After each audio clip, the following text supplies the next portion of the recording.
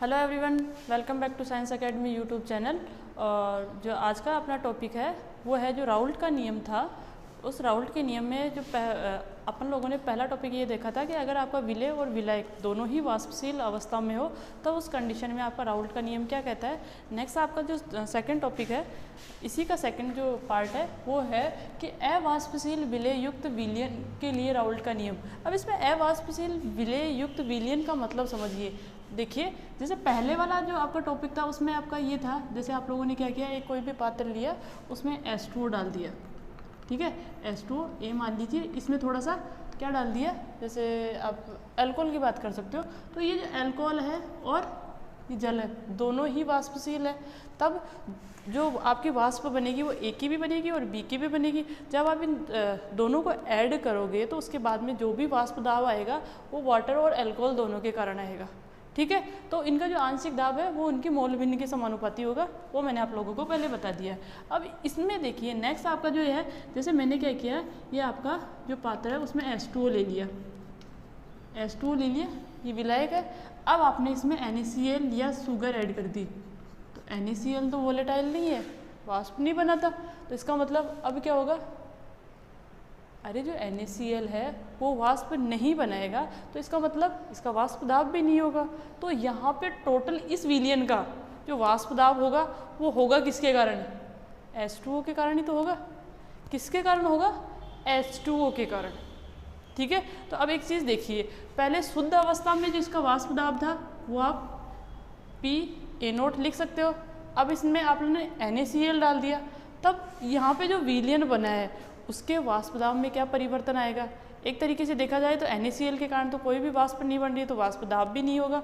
तो जो टोटल वाष्प दाब होगी वो किसके कारण होगी, आपके वाटर मॉलिक्यूल के कारण, ठीक है। तो अवाष्पशील विलेय युक्त विलयन के लिए जो वाष्प दाब होता है वो उसके विलायक के वाष्प दाब के समान होता है, क्योंकि जो अवाष्पशील विलेय युक्त अवाष्पशील विलेय है उसका खुद का कोई वाष्प दाब नहीं होता। लेकिन एक चीज़ ध्यान रखना, यहाँ पे अगर H2O शुद्ध अवस्था में है, उसमें NaCl नहीं जोड़ रखा है, तब उसका वाष्प दाब क्या होगा, और NaCl H2O में NaCl डालने के बाद में उसका वाष्प दाब क्या होगा। यहाँ पे शुद्ध अवस्था में है और यहाँ पे विलयन में आपका वाष्प दाब देखना है, तो होगा तो H2O के कारण ही, लेकिन जब आप लोगों ने NaCl ऐड कर दिया तो इसके कारण कुछ ना कुछ परिवर्तन तो होगा, ठीक है। क्योंकि आपको पता है यहाँ पे सपोज ये कोई आपकी जो सतह है उससे वाष्प के कण वाष्पित हो रहे हैं, लेकिन जब इसमें NaCl डिजोल्व हो जाएगा तो बीच बीच में आपके NaCl के कण आ जाएंगे। अब वो NaCl के कण क्या करेंगे, इसको H2O को बांध के रखेंगे, या फिर बीच बीच में क्या आ जाएंगे, NaCl के जब कण आ जाएंगे तो वो उसको वाष्पित होने से रोकेंगे। वाष्पित होने से अगर रोकेंगे तो उस कंडीशन में वाष्प कम बनेगी, वाष्प कम बनेगी तो वाष्प दाब भी कम होगा, लेकिन होगा केवल किसके कारण, H2O के कारण। तो यहाँ पे एक चीज़ ध्यान देना, एक तो शुद्ध अवस्था में H2O के कारण आपका वाष्प दाब होता है, एक आपका इस NaCl के कारण, इसमें जब आप इस H2O में डिजोल्व कर दिए तो विलयन बन गया। अब इस विलयन का वाष्प दाब क्या होगा वो अपने को देखना है। तो देखिए, विलयन का जो कुल वाष्प दाब होगा, अवाष्पशील विलेय युक्त विलयन का जो कुल दाब होता है वो जो आपका वाष्पशील विलायक के वाष्प दाब के समान होता है, क्योंकि अवाष्पशील विलेय का कोई वाष्प दाब यहाँ पे नहीं होगा। तो आप लोग यहाँ पे ये लिख सकते हो कि जो P है, क्या विलयन का जो टोटल दाब है वो किसके बराबर होगा, PA के बराबर होगा, P के आंशिक दाब के बराबर होगा। अब आप लोगों को पता है PA क्या है, PA है आपका PaO XA, यही तो होता है। अरे इसका जो आपका PA है, ये जो आपका आंशिक दाब होगा वो किसके बराबर होगा, PaO XA के बराबर। और आप लोगों को पता है XA plus XB is equal to क्या है आपका 1, तो XA की जगह आप क्या लिख सकते हो, 1 माइनस XB लिख सकते हो यहाँ पे। तो यहाँ पे क्या हो जाएगा, P इज इक्वल टू हो जाएगा PaO 1 माइनस XB हो जाएगा, ठीक है। उसके बाद में देखिए, अगर आप इसको खोल के लिखते हो तो P is equal to PaO minus PaO XB हो जाएगा। अब एक चीज़ देखिए, यहाँ से अगर आप इसमें से कॉमन लेते हो, ठीक है, या फिर इसको ऐसे ही रहने दीजिए। देखिए यहाँ पे क्या हो जाएगा, अगर आप इसको ऐसे लिखते हो कि पी ए नोट और ये क्या है आपका पी ए नोट, वो तो वापस वही ऐसे आ जाएगा। तो यहाँ पे अगर आप देखिए, इसमें से आप लोगों को करना क्या है, इसको आप ऐसे करो, इसको यहीं रखो या फिर इसको इधर ले जाओ। तो P plus P A naught x B is equal to क्या हो जाएगा, पी ए नोट। इसको इधर ले गए तो ये नेगेटिव साइन था, पॉजिटिव में आ गया। अब आप लोगों को क्या करना है, इसको तो यहीं रखो, P को इधर ले आओ, तो ये हो जाएगा P A naught x B is equal to हो जाएगा P A naught minus P, और x B is equal to हो जाएगा आपका P A naught minus P upon P A note.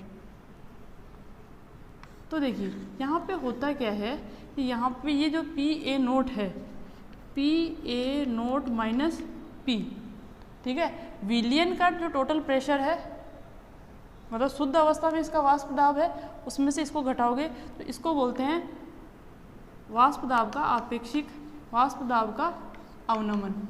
अवनमन मतलब कमी होना, और आप इसको P A naught minus P upon P A note, इसको बोल सकते हो वाष्प दाब का आपेक्षिक अवनमन, वाष्प दाब का आपेक्षिक अवनमन, आपेक्षिक अवनमन। देखिए इस पूरी जो डिटेल है उसको एक बार दोबारा देखिए।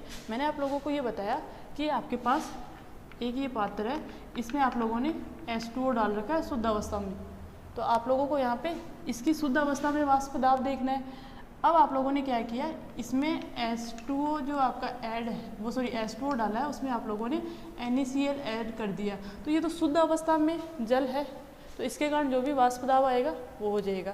यहाँ पे NaCl डालने के बाद में इस विलयन का वाष्प दाब क्या होगा। अब आप एक चीज़ ध्यान रखना, जैसे ही किसी भी वाष्पशील विलायक में अगर आप अवाष्पशील विलय मिलाओगे तो वाष्प दाब में तो कोई ना कोई कमी होगी। अब वो वाष्प दाब में कमी क्यों होगी, क्योंकि आपको पता है यहाँ पे NaCl खुद वाष्पित नहीं होता, खुद क्या नहीं होता, वाष्पित नहीं होगा, और वाटर मॉलिक्यूल्स को भी यहाँ पे वाष्पित होने से रोकेगा, तो वाष्प कम बनेगी तो उसका दाब भी कम होगा। तो इसकी तुलना में इसका दाब तो क्या होगा, वाष्प दाब कम होगा। तो वाष्प दाब में जो कमी आएगी उसी को क्या बोलते हैं, अवनमन, ठीक है। तो यहाँ पे शुद्ध अवस्था में इसका वाष्प दाब है पी ए नोट, और इस विलयन का जो वाष्प दाब है वो है पी। तो कितनी कमी आई, वही क्या हो गया, वाष्प दाब में अवनमन या वाष्प दाब में कमी।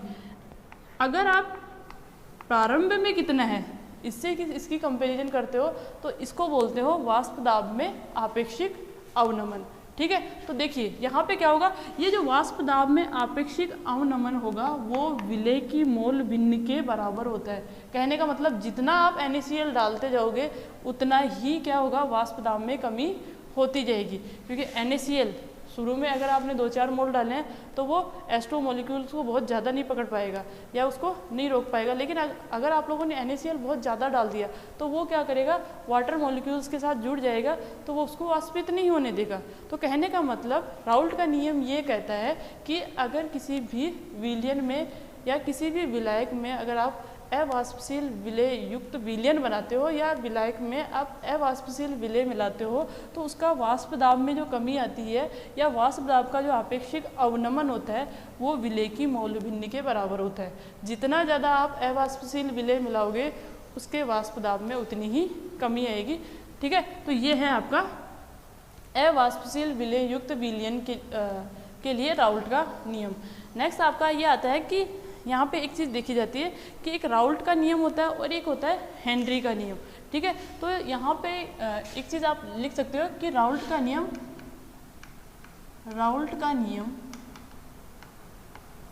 हेनरी के नियम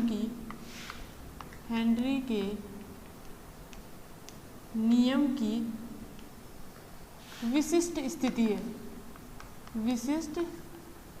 स्थिति है। हेनरी का जो नियम है वो राउल्ट के नियम की एक विशिष्ट स्थिति है। उसको देखिए कैसे एक्सप्लेन करेंगे वो देखो। अब अपने को ये देखना है कि राउल्ट का नियम क्या है और हेनरी का नियम क्या है। राउल्ट का नियम ये कहता है कि किसी भी विलयन में वाष्पशील विलयन का वाष्प दाब उसकी शुद्ध अवस्था में वाष्प दाब तथा उसके मोल भिन्न के गुणनफल के बराबर होता है। ये आपका राउल्ट का नियम है, ये आपका राउल्ट का नियम, ठीक है। हेनरी का नियम क्या कहता है कि किसी भी विलयन में, ठीक है, जो गैस विलयन की बात नहीं करेंगे, किसी भी गैस की जो द्रव में विलेयता होती है वो उसकी साम्य अवस्था पर आंशिक वाष्प दाब के समानुपाती होती है। तो आप लोग यहाँ पे कर सकते हो, अगर आप किसी वाष्पशील अवयव के लिए बात करोगे तो, या फिर गैस की बात करोगे, जैसे ए गैस है तो उसका वाष्प दाब कितना होगा, वो हो जाएगा KHXA, मतलब साम्य अवस्था पर या फिर किसी निश्चित ताप पर जो गैस की जो विलेयता होती है वो उसके वाष्प दाब के समानुपाती होती है। जितना दाब डालोगे उतनी ही उसकी विलेयता बढ़ती जाएगी। अब एक चीज़ देखिए, ये है आपका राउल्ट का नियम, ये है आपका हेनरी का नियम। राउल्ट का नियम हेनरी के नियम की एक विशिष्ट स्थिति कब बन सकता है। अगर आप एक चीज़ देखिए, इन दोनों इक्वेशन को अगर ध्यान से देखोगे तो PA ये भी PA है, XA ये भी XA है, ठीक है। अगर PA नोट का मान KH के बराबर हो जाए तो क्या राउल्ट का नियम हेनरी के नियम के बराबर नहीं हो जाएगा। कहने का मतलब यदि KH का मान मतलब हेनरी स्थिरांक का मान अगर आपका जो अवयव है उसकी शुद्ध अवस्था में वाष्प दाब के बराबर हो जाता है तो राउल्ट का जो नियम होता है वही क्या होता है, आपका हेनरी का नियम है, ठीक है। कहने का मतलब इसमें यह है कि आप लोगों को ये देखना है कि जो राउल्ट का नियम है वो और हेनरी का जो नियम है उन दोनों को कंपैरिजन करके देखना है कि राउल्ट का नियम और हेनरी का नियम क्या कहता है। राउल्ट का नियम ये वाला और हेनरी का नियम ये है। इन दोनों में एक चीज़ आपके जो PA नोट और KH है वो डिफरेंट है। अगर ये चीज़ ही बराबर हो जाए तो आपका राउल्ट का नियम हेनरी के नियम के बराबर हो जाएगा, ठीक है। तो कहने का मतलब कई बार ये स्टेटमेंट आता है कि राउल्ट का नियम हेनरी के नियम की एक विशिष्ट स्थिति है, समझाइए। तो आप लोगों को दोनों इक्वेशन लिख के ये बताना कि ये आपका राउल्ट का नियम लिखिए, ये वाला आ जाएगा। हेनरी का नियम ये है।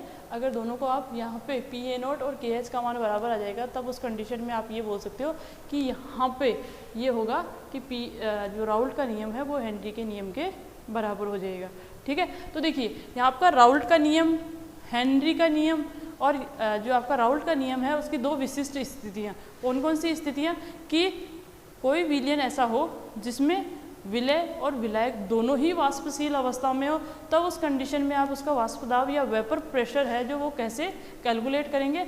उसके बाद में सेकंड पॉइंट ये आता है कि अगर आप लोगों ने कोई भी नॉन वोलेटाइल सब्सटेंस अगर किसी भी वोलेटाइल सॉल्वेंट है उसमें डाला है, किसी भी वाष्पशील आपका जो विलायक है उसमें अगर आप अवाष्पशील विलय मिलाते हो तब उस कंडीशन में राउल्ट का नियम क्या कहता है कि जो अवाष्पशील विलय युक्त विलयन का जो वाष्प दाब होता है वो केवल उसके विलायक के वाष्प दाब के ही समान होता है, आपके अवाष्पशील अवयव पर डिपेंड नहीं करता। और अवाष्पशील विलय युक्त विलयन का जो वाष्प दाब में जो कमी आएगी या उसका जो अवनमन होगा वो विलय जो आप मिला रहे हो उसकी मोल भिन्न के बराबर होगा। जितना आप लोग उसमें अवाष्पशील विलय मिलाते जाओगे उतना ही क्या होता जाएगा, उसका जो आपका विलयन है उसके वाष्प दाब में कमी आती जाएगी, ठीक है। तो देखिए यहाँ पे इस पे बेस एक न्यूमेरिकल है, वो देखिए आप लोग। यहाँ पे क्वेश्चन है कि एसीटोन का वाष्प दाब शुद्ध अवस्था में बता रखा है इन्होंने। एसीटोन का एक आप लोगों ने एसीटोन लिया है, एसीटोन का वाष्प दाब, एसीटोन का वाष्प दाब ऐसे लिख लेते हैं अपन, सीधे सीधे लिखिए एसीटोन का वाष्प दाब। कई लोगों को कन्फ्यूजन होता है कि हिंदी इंग्लिश और मिक्स कर दिया। एसीटोन का वाष्प दाब इन्होंने बताया कि 160 mm of Hg, 160 mm Hg, ठीक है। नेक्स्ट क्वेश्चन में ये दे रखा है कि जो वाटर है उसका जो आंशिक दाब है वाष्प दाब है जल का वाष्प दाब वो कितना है आपका 10 mm Hg। देखिए सॉरी 20 mm ऑफ Hg है यहाँ पे। क्वेश्चन में ये है कि एसीटोन का वाष्प दाब 160 mm Hg तथा जल का वाष्प दाब क्या है 20 mm ऑफ Hg दे रखा है, और जो आपके जो भी आपके अवयव है विलयन में दोनों ही अवयव है, और इन दोनों जो अवयव हैं उनका जो मोल भिन्न है वो कितना है 50%। ठीक है, क्वेश्चन में दे रखा है दोनों अवयवों का मोल भिन्न कितना है 50% है। ठीक है, मतलब आधा पार्ट कितना है वाटर है और आधा ही क्या है एसीटोन है, मतलब जितना आपने एसीटोन लिया है उतना ही क्या लिया है वाटर उसमें डिजोल्व किया है। तो और ये बताया कि ये वाला जो विलियन है वो राउल्ट के नियम को फॉलो करता है। ठीक है, क्वेश्चन सुनिए, एक विलियन जिसमें एसीटोन का वाष्प दाब, ठीक है, शुद्ध अवस्था में बता रखा है एसीटोन का शुद्ध अवस्था में वाष्प दाब 160 mm Hg है, जल का शुद्ध अवस्था में वाष्प दाब 20 mm Hg है। अगर इन दोनों को मिलाकर एक विलियन बनाया गया जिसमें दोनों के जो मोल भिन्न है वो 50% है, और ये जो विलियन है वो राउल्ट के नियम को फॉलो करता है या राउल्ट के नियम का पालन करता है, तो विलियन का कुल दाब बताइए। तो देखिए विलियन का कुल दाब किसके बराबर हो जाएगा, P इज इक्वल टू हो जाएगा P acetone plus P H2। आप इसको ऐसे भी लिख सकते हो, यहाँ पे आप इसको ऐसे लिख, मतलब एक को A मान लीजिए एक को B मान लोगे तो वैसे ही हो जाएगा P is equal to PA plus PB। मैंने एसीटोन को A मान लिया और वाटर को B मान लिया, तो यहाँ पे आप लोग क्या करोगे P इज इक्वल टू हो जाएगा PA note XA plus PB note XB हो जाएगा। PA नोट की वैल्यू कितनी है 160। ठीक है, क्योंकि शुद्ध अवस्था में वाष्प दाब कितना है 160। ठीक है, अब इन्होंने कहा है 50% का मतलब देखिए यहाँ पे आप लोगों को ये पता होना चाहिए कि XA प्लस XB की वैल्यू कितनी होती है 1। ठीक है, इनको मतलब इतना करोगे ये 1 हो जाए तो आधा आधा, मतलब ये 0.5 होगा प्लस 0.5 इज इक्वल टू 1। 50% का मतलब यही हुआ। ये तो 100 में से दे रखा है, अपने को तो पता है मोल भिन्न 1 में से आती है। ठीक है, तो ये कितना हो जाएगा, इसमें 100 का भाग दे दीजिए, कितना आ जाएगा 0.5 आ जाएगा। तो यहाँ पे ये कितना हो जाएगा 0.5 प्लस PB नोट का मान कितना है 20 और XB भी तो वही होगा, कितना हो जाएगा 0.5। अगर आप इसको सोल्व करोगे तो ये आ जाएगा आपका 80 प्लस अगर आप इसको सोल्व करोगे तो आएगा 10, टोटल कितना आ जाएगा आपका 90 mm Hg।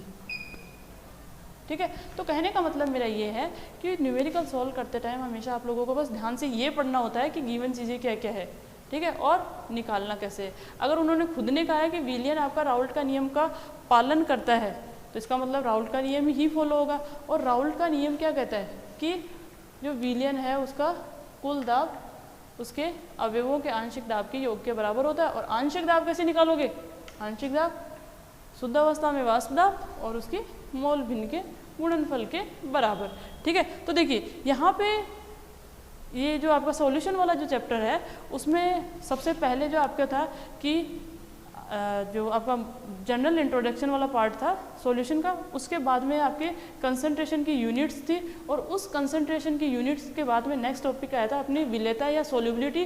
सोल्यूबिलिटी में एक इम्पोर्टेंट जो टॉपिक आता है वो आता है आपका हेनरी का नियम, मतलब गैसों की द्रव्य विलेयता। वैसे सभी चीज़ें आपकी इंपॉर्टेंट होती हैं लेकिन कुछ टॉपिक ऐसे होते हैं जहाँ से डायरेक्ट आपके क्वेश्चंस आते हैं। ठीक है, तो हेनरी का नियम था और उसके बाद में जो अभी आज का जो टॉपिक था उसमें आपका राउल्ट का नियम, वो किसके लिए, आपके वाष्पशील और जो आपका विलेय और विलायक दोनों वाष्पशील अवस्थाओं में हो तब राउल्ट का नियम कैसे अप्लाई होता है, और अगर आपके पास अवाष्पशील विलेय युक्त विलयन हो तब राउल्ट का नियम कैसे अप्लाई होता है, और इस पर बेस्ड कुछ न्यूमेरिकल। तो कहने का मतलब जितना आप जो भी आप थ्योरी पार्ट पढ़ते हो उस पर जितना ज़्यादा न्यूमेरिकल प्रैक्टिस करोगे उतना ही ज़्यादा आपका कॉन्सेप्ट क्लियर होगा। ठीक है, तो इससे आगे आप इससे आगे का जो पार्ट है वो नेक्स्ट वीडियो में करेंगे। आज के लिए इतना ही। Thank you for watching.